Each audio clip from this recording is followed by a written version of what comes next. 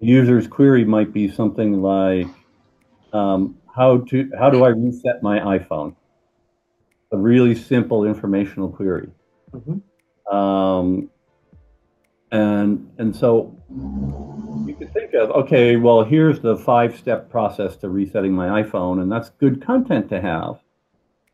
But what I find is the most successful featured snippets come from pages where the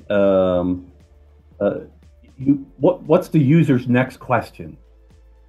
I don't just answer the one direct question, how to reset my iPhone, but user might have 4 or 5 other related questions that they're asking, or they have in their mind. So they don't just want to know how to reset the iPhone, but they have some other things they want to know that they need to do with their iPhone. So if I can build my content so it answers this question about how to reset the iPhone, but that it also answers these other very closely user-related questions, Google will potentially see that as a more valuable piece of content. They're more likely to give the featured snippet to that more valuable piece of content, not only because they answer the user's direct question, but they also answer what's likely to be the user's next question, the question after that. This is where you create really good content that has the best chance of ranking for featured snippets, in my opinion.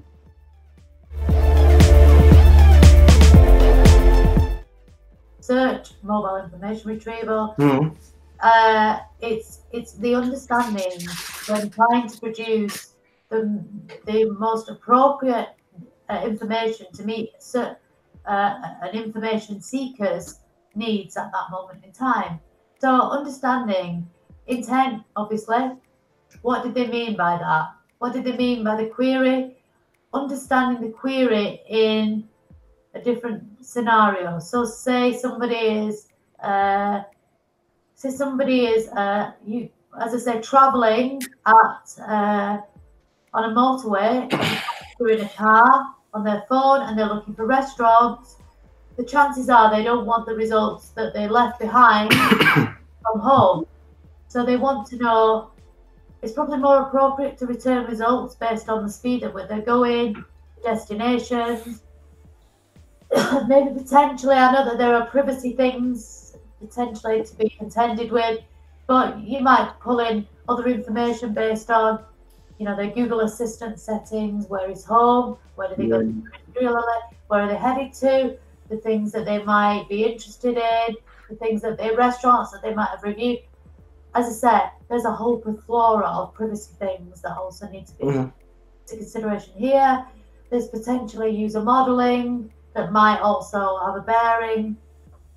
But context, understanding, surroundings, location, device awareness, you know, what size of the screen that they're using, what are the different sensors that are available with the device that they are using, you know, pedometer, accelerometer, various other things. More recently, in one of Google's financial statements, they said, we're going to start showing these answers to questions because they're what our users want. People want answers to questions. They've told us this. They don't want, they like the idea of, well, they didn't necessarily say this, you know, search results were just links to pages where potentially answers were to questions people might have. People would guess at the keywords that might find pages that had answers.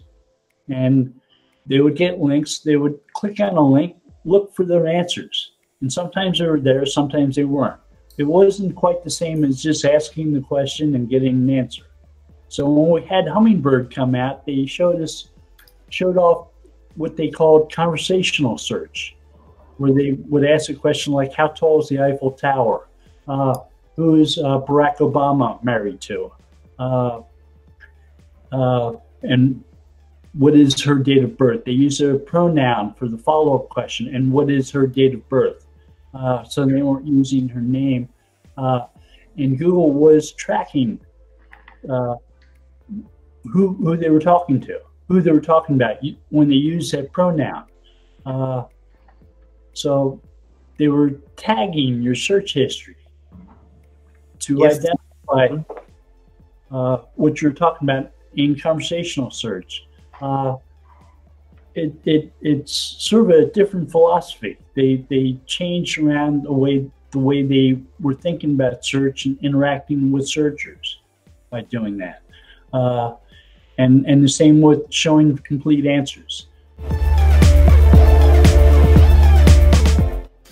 Yes, today content marketing, in my opinion, of course, is another product, is another way of attracting people to your store, to your blog, to all the services or products that you want to offer. And you need to think about content as another product. It's not only the words, the images, the videos, but it's an entirely working ecosystem that is all about attracting people to be more engaged with your message, with your brand message. So if you want to think about content just like a piece of paper or just random words that are in your webpage, you are just losing your time. You need to think about content as a product. So you need to promote it. You need to work really hard to be the best product on the market because there's a lot of competition there, and you need to invest a lot of time, resources to be unique and to be consistent in your own niche. So content is another product that you need to provide to your users.